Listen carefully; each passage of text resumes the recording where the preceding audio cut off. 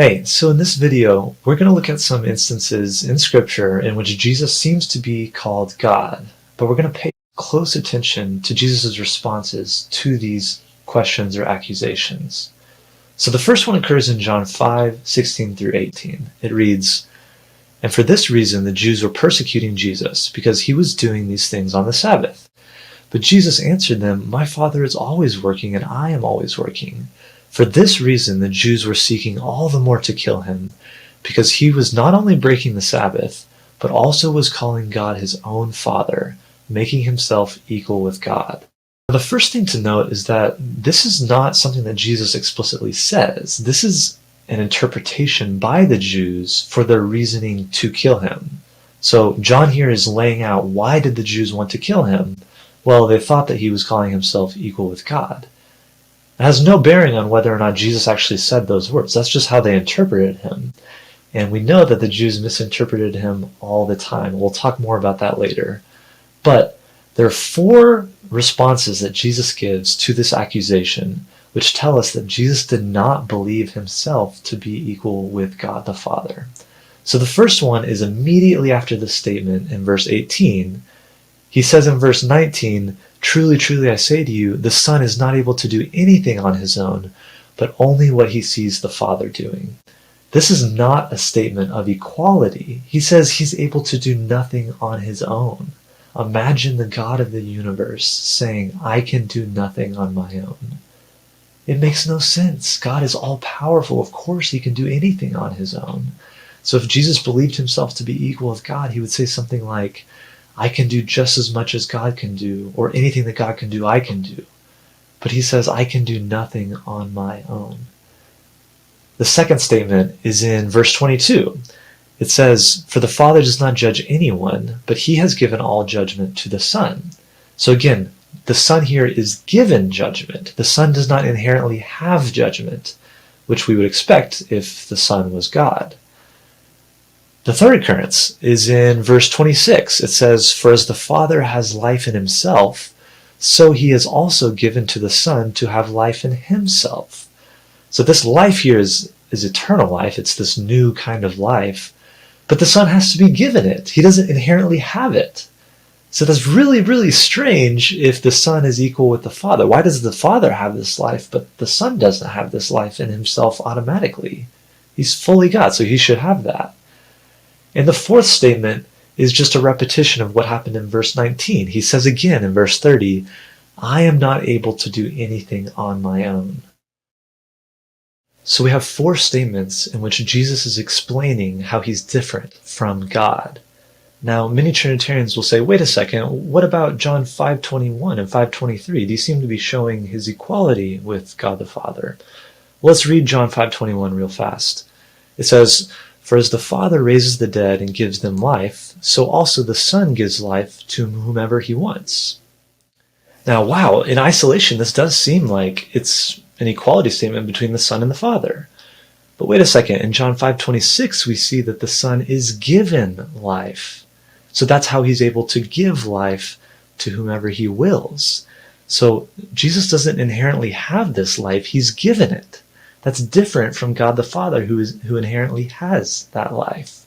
The same thing happens actually in John 5:23. It says, "So that all will honor the Son just as they honor the Father."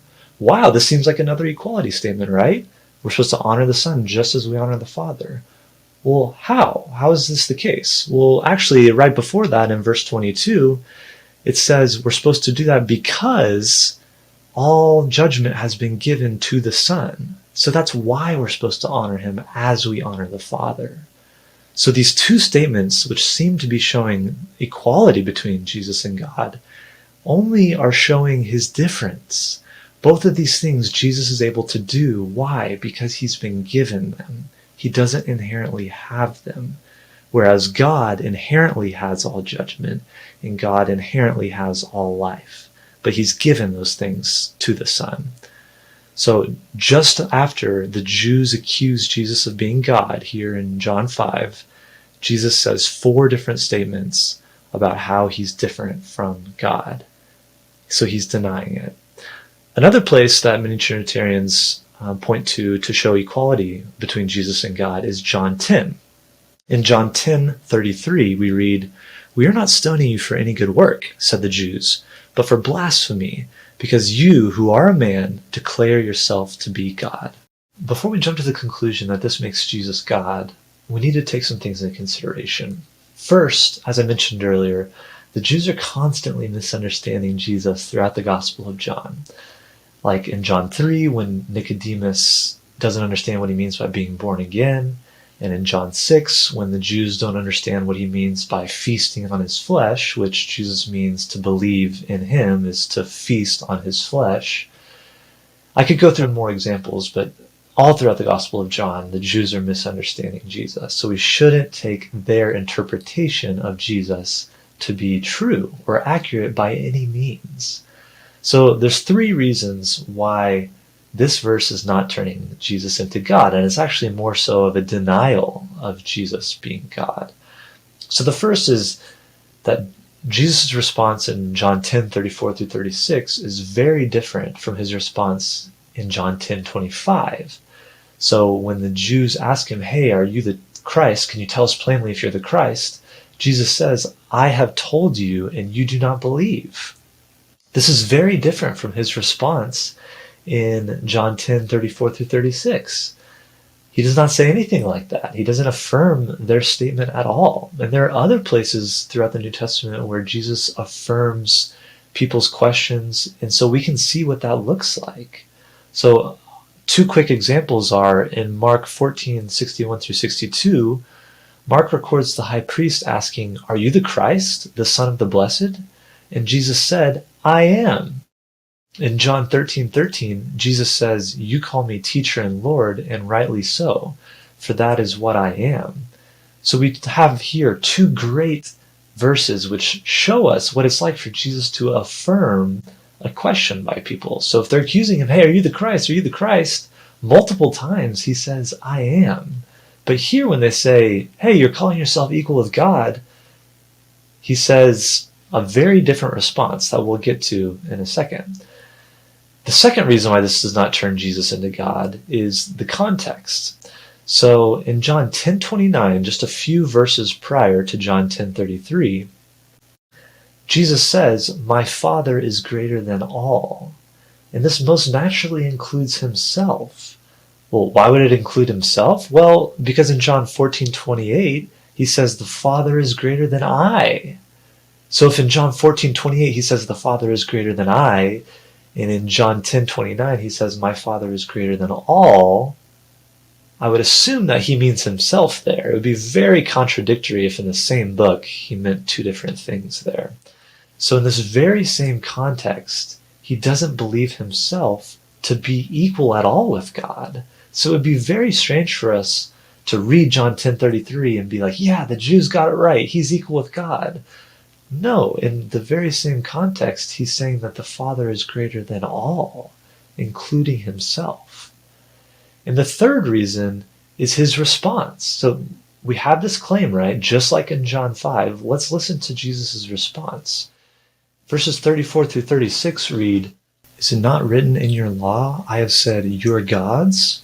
If he called them gods to whom the word of God came, and the scripture cannot be broken, what about the one whom the Father set apart as his very own and sent into the world?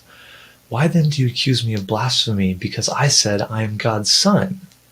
So that's the title that Jesus wants to claim. They're saying, "You're claiming to be equal with God." And his claim is, "I'm claiming to be the Son of God." These are two different claims. He's denying this claim and promoting this claim. The Son of God does not carry a divine title. It's not as if the Son in the Old Testament was the same being as the Father or as Yahweh. No, we see in Psalm 2:7 that Yahweh gives the Son all the nations as an inheritance. So the Son is not Yahweh himself. He's given the nations from Yahweh. These are two different people. Likewise, in John 1:49, Nathanael understands the Son of God to mean that Jesus is the King of Israel. So he's a human king. It's the same thing prophesied in 2 Samuel 7, that someone after the line of David would be given an everlasting kingdom. So it's not God himself who would be given this everlasting kingdom. It's a human. It's a Messiah. Imagine a firefighter is busting out of a building and he's saying, "Hey, are you a firefighter? We need help." And you say, "I'm a doctor." The firefighter's not going to assume, "Oh, you probably mean that you're a firefighter as well. Come on, get in here." No. Naturally, he's going to understand that to mean that you're not a firefighter. But yet we do that exact same thing with Jesus here. When the Jews are claiming, "Hey, you're claiming to be God," Jesus says, "No, I'm claiming to be God's son." That's verbatim what he says. And yet somehow we're still concluding, "Oh, he means that he's really God himself as well." No, he's affirming a much different title. The title is Son of God, not God himself. So we see in both John 5 and John 10 that Jesus is denying being God both times. The last verse that we want to address today is John 20:28. It reads, "Thomas answered and said to him, 'My Lord and my God.'" Wow, this seems to be Thomas calling Jesus God out of an act of faith, right? This is much different from the Jews earlier who were trying to kill him and are calling him God. This is Thomas doing it out of an act of faith. So surely Jesus comments on this, right? If he considers it to be a matter of salvation that people understand that he is God, this is the only occurrence in the entire New Testament where somebody out of an act of faith seems to call Jesus God. Surely he's going to comment on it. Well, let's see what he says. In John 20:29 through 30, it says, "Jesus said to him, 'Because you have seen me, you have believed. Blessed are those who have not seen and yet have believed.'" So he's actually kind of putting a little knock on Thomas. He's saying, "Yes, you believed, good job, but I'm actually more impressed with the people who haven't seen and yet have believed, with the other disciples who believed without having to touch my hands and my side." So he actually glosses over the fact that Thomas supposedly calls him God. Well, okay, maybe Jesus does that, but what about John? Surely John's going to capture this moment, right? Well, let's see what John says right after that. In John 20:30 through 31, it reads, "Now Jesus did many other signs in the presence of the disciples that are not written in this book, but these are written so that you believe that Jesus is the Christ, the Son of God, and so that by believing you will have life in his name." So the concern of John is not that they would believe that Jesus is God, but that they would believe that Jesus is the Son of God.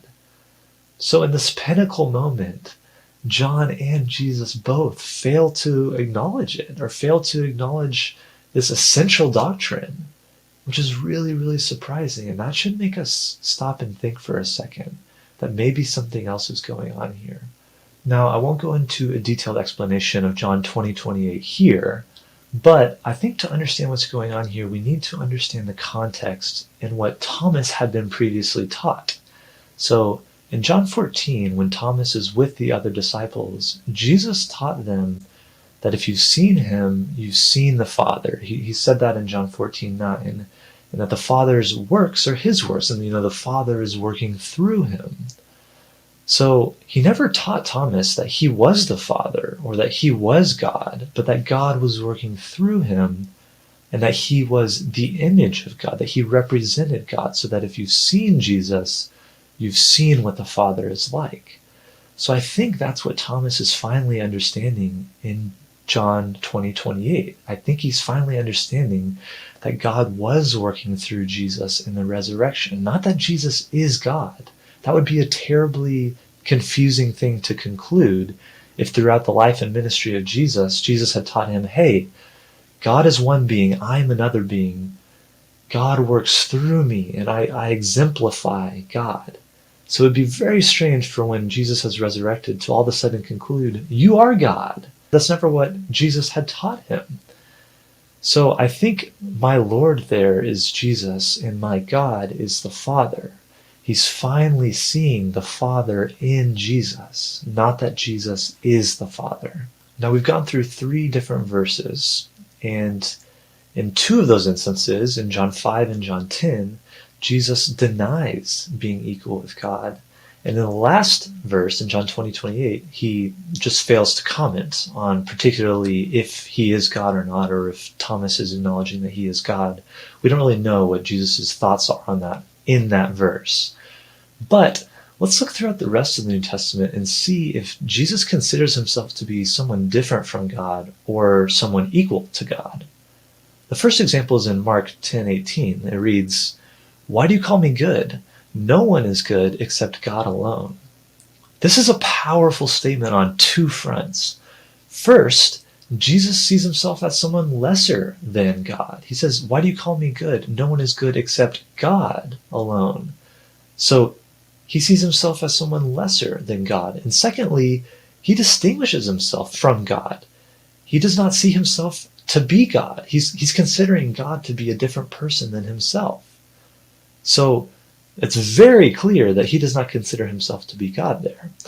2 Corinthians 5:18, it reads, "But all this is from God, who reconciled us to himself through Christ." So in that verse, God is someone different from Christ. God is reconciling the world through Christ. These are two different people. Christ is not God. Another example, in this very same context of John 20:28, in John 20:17 we read, Jesus said, "Do not hold on to me, for I have not yet ascended to the Father. Go instead to my brothers and tell them, I am ascending to my Father and your Father, to my God and your God." Jesus has a God. If Jesus considered himself to be God, that would make two gods. God would have a God, according to John 20:17. So there's just so many verses all throughout the New Testament. This is just a small sample. There are so many verses in which Jesus distinguishes himself from God, or one of the New Testament authors distinguishes Jesus from God. So we shouldn't be taking one or two verses, taking them out of context and saying, look, therefore Jesus is God. We should be listening to how Jesus responds to these claims and accusations. And he says, verbatim, "I am the Son of God." He does not say, "I am God."